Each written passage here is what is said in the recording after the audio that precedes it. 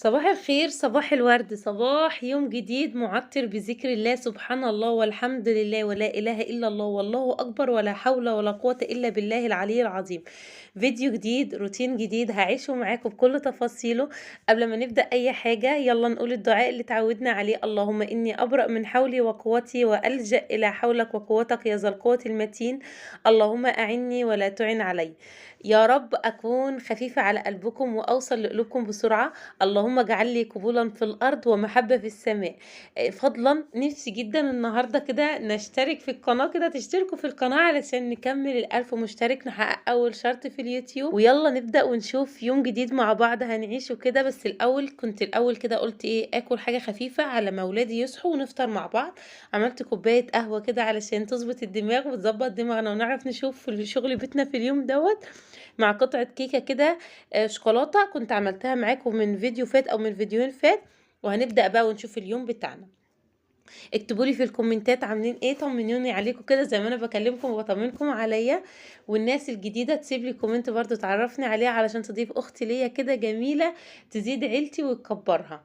هنبدأ النهاردة هنعمل ايه يا أميرة؟ النهاردة هننضف غرفة المعيشة مع بعض. هي يعني ايه، خلاص ده ميعاد التنظيف بتاعها. وكنت انا غسلت معاكم من فيديوهين برضو الحاجات بتاعتها، المفارش الفرو والحاجات الاكياس بتاعتها كده. فقلت خلاص بما اني، وعلى فكرة الناس اللي متابعاني ومركزة وعارفة كل حاجة عارفين، انا قلت لكم الفيديو اللي فات بتاع تنظيف غرفة الاطفال وغرفة حماتي ان في فيديو تاني متصور قبل ده. هو الفيديو دوت. هنا كنت بنظف غرفة المعيشة. وفي فيديو تاني حلو قوي، استنوه بجد استنوه، بنعمل فيه حاجات حلوة قوي. فيديو بقى الدلع، هو ده فيديو الدلع بجد والروقان بعد الاجازة كده ما خدناها. هنشوفه مع بعض برضو ان شاء الله، هنزله لكم قريب جدا. بس الاول نشوف انت بتعملي ايه النهارده يا اميره. مسكت كده غرفه المعيشه، دخلت عليها. اول حاجه نفضت الشباك طبعا. الشباك دوت بنفضه من بره ومن جوه وكل حاجه، بس انا بديكم مقطع بسيط بس من الجزء اللي انا عملته. دخلت بعد كده شلت الاكياس وكل حاجه اللي هو الخداديات والحاجات الركن عموما كلها، عشان نفضتها كويس هي كمان كده. وشلتها في الاوضه على جنب كده هي كمان، علشان ايه، نشتغل على النظافه. اهم من الشغل زي ما اتفقت معاكم تقسيم الشغل. تقسيم الشغل ان انت كده تبقى منظمه، يعني حاولي تنظمي الحاجات اللي انت بتعمليها، مش كله على بعضه، مش نعمل حبه من الشرق زي ما بيقولوا حبه من الغرب. لا، ننظم الشغل كده، نبدأ واحدة واحدة كده علشان اولا ما نتعبش. هناخد وقت بسيط جدا، غير من ان احنا بقى ايه نبقى مش مشتتين كده، اللي هو بنروح هنا حبة وهنا حبة.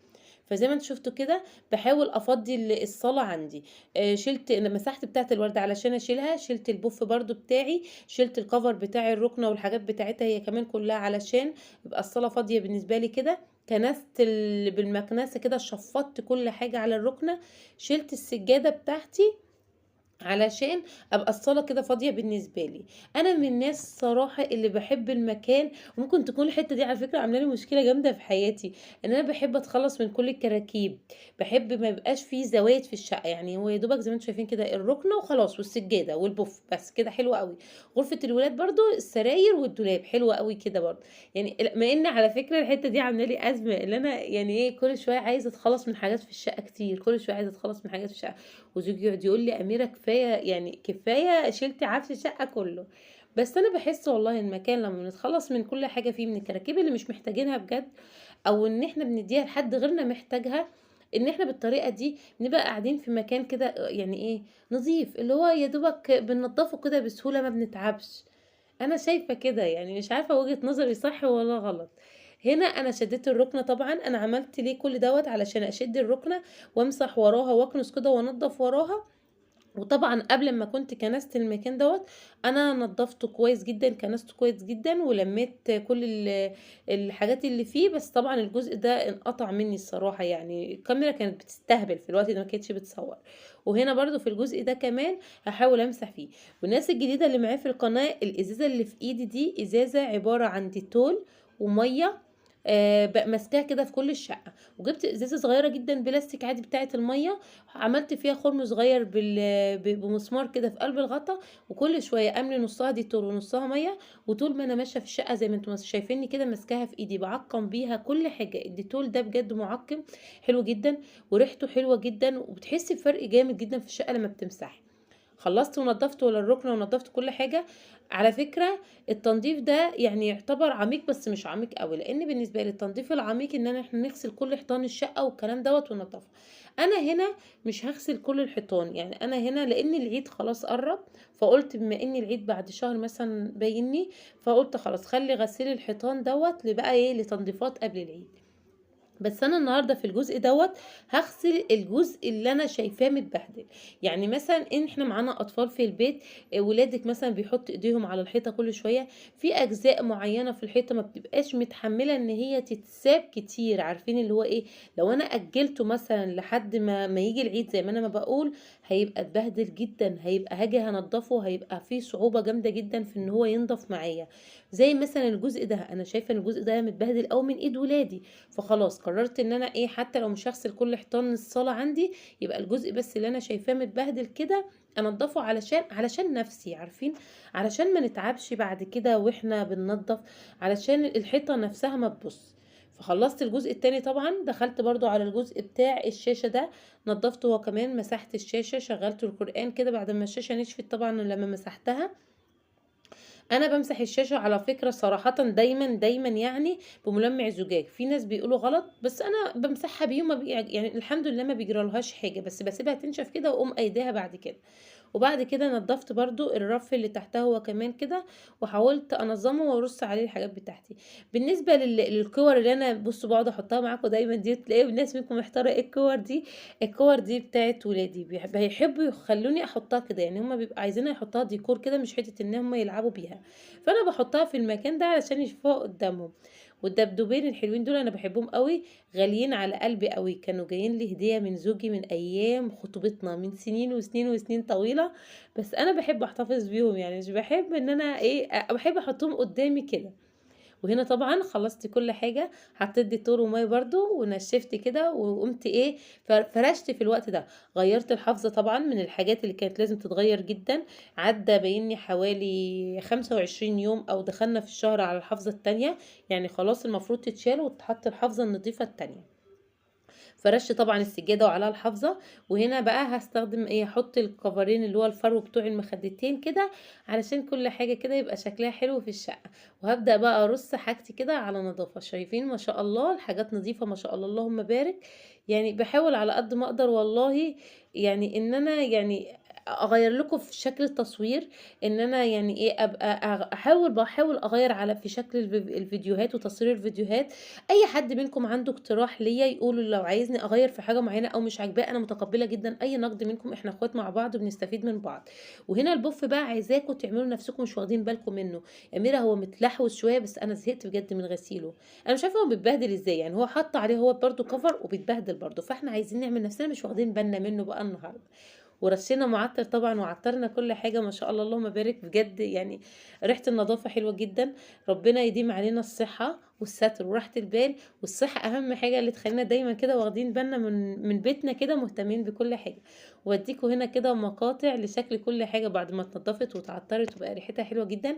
هستنى رايكم في الكومنتات، ايه رايكم بقى في غرفه المعيشه بعد ما نضفتها؟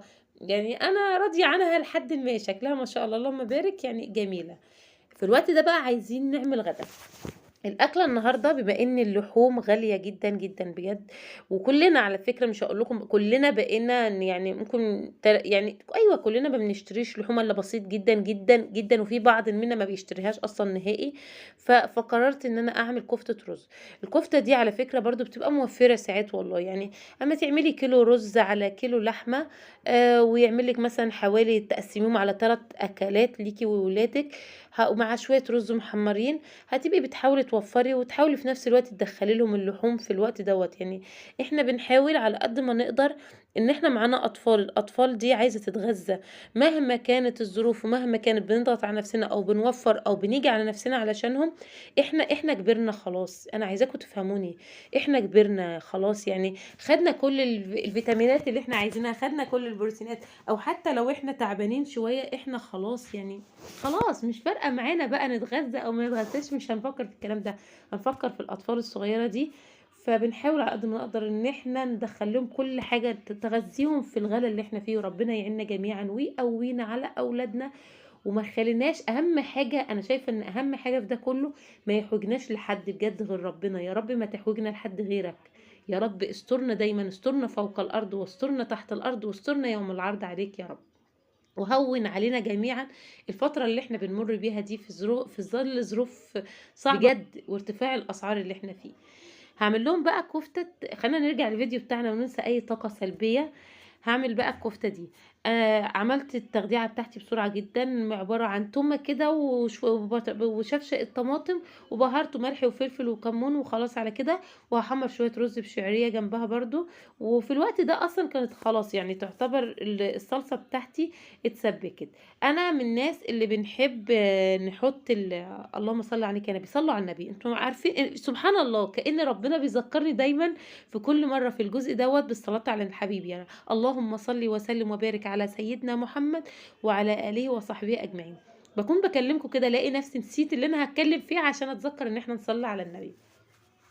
هنا الرز طبعا حطيت عليه الملح ومكعب مرقه كده عشان يتنشف. وهنا في الوقت دوت الصلصه بتاعتي كانت اتسبكت، زودتها طبعا كاتل غليته ميه وزودتها. زودت ميه على قد ما اقدر بقى، ان على قد بصي مش على قد ما تقدري، زي ما انت ما بتحبي. انت لو من الناس اللي بتحبوا الشوربه كتير في قلب الكفته زودي الميه. او لو عندك شوربه طبعا حطي. الناس اللي ما بتحبيش بتحبيها تقيله يبقى قللي الميه. احنا من الناس زي ما انتم شايفين كده اكيد واضح ان بنحب الشوربه كتير في الكفته، وبنحب معاها جدا كمان مكعبات البطاطس الصغيره. وبما ان الكفته بتاعتي المره دي ما بتاخدش سوا خالص، يعني مش بتحمل على النار، فانا بنزل بالبطاطس مع الكفته، ما بيكملوش حوالي 10 دقايق على النار او 7 8 دقايق كمان، وبشيلهم على طول. وكده يعتبر الغدا بتاعي خلص واتغدينا. وعملت لهم حلو بقى النهارده ايه يا اميره، عملت لهم زي ما انتم شايفين كده ام علي. وكان عندي حته ام علي صغيره كده وعملتها معاكم مرتين قبل كده، فعملت يعني ايه، عملت بيهم الاربع طواجن دول كلنا ناكلهم مع بعضينا كده. بجد كانت جميله بجد، انا بعشقها من الحاجات الحلوه جدا اللي ما بستخسرش فيها اي حاجه. يعني بص بحاول على قد ما اقدر امليها كل حاجه في الشقه عندي عشان هي بتبقى حلوه بجد وبتعوضك عن اي حاجه وحشه في اليوم مريتي بيها. وكده الفيديو بتاعي خلص، يا رب يكون عجبكم واستنوني الفيديو الجاي. باي باي.